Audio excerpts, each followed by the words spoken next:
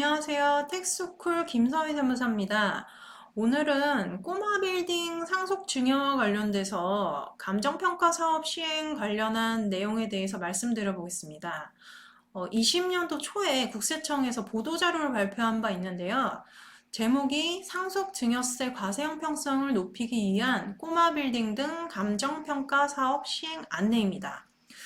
즉, 제목 그대로 꼬마 빌딩 등에 대해서 감정평가 사업을 시행하겠다고 안내를 한 건데요. 어, 국세청의 의도는 그렇습니다.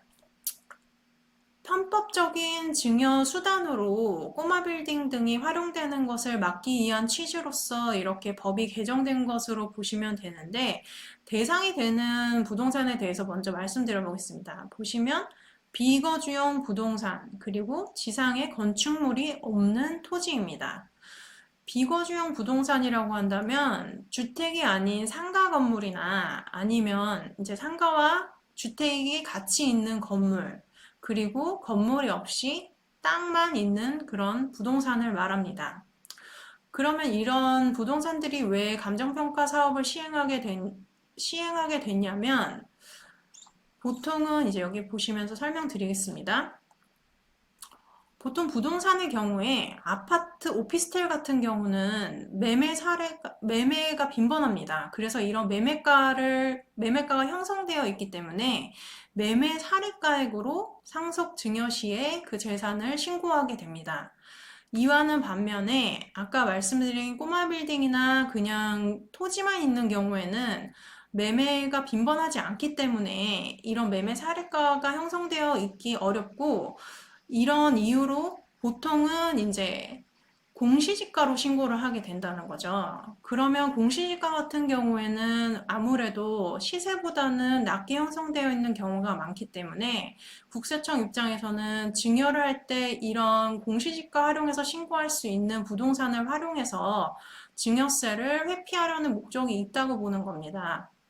그래서 이런 증여 물건이나 상속 물건에 대해서 국세청이 감정평가 사업을 시행하게 된다는 거죠. 그러면은 간단하게 좀 알아두시면 좋을 만한 것들에 대해서 Q&A 중에서 그 부분만 한번 말씀드려 보겠습니다. 첫 번째, 고가의 비거주용 부동산이 모두 감정평가 대상이 되는지. 답변을 보시면 고가라고 해서 모두가 감정평가 대상이 되는 건 아니고, 이제 시가하고 신고한 가액이 차이가 크면 그 대상이 된다고 이렇게 보도자료를 발표했습니다. 그러면 이제 두 번째로 앞서 말씀드린 것처럼 감정평가 대상이 되는 이 차이가 큰 기준은 무엇이냐, 이것에 대한 질문은 명확한 그런 기준 금액 자체는 내놓지 않았습니다. 그래서 외부로 공개하는 것에 대해서 이제 조세 회피 목적에 악용될 수 있다고 하여서 그런 부분은 이제 보도자료에는 그런 부분은 발표가 되지는 않았습니다. 중요한 것은 이제 4번 한번 보시면요. 감정가액으로 상속 증여재산을 평가하는 경우에 재산세, 종합부동산세, 그리고 보유세, 양도세 선정에도 영향이 있는지, 즉 상속세, 증여세를 감정평가 가액으로 국세청에서 결정을 한다고 했을 때 그럼 이와 연결돼서 재산세나 혹은 종합부동산세나 이런 부분에 영향을 미치는지에 대한 질문입니다.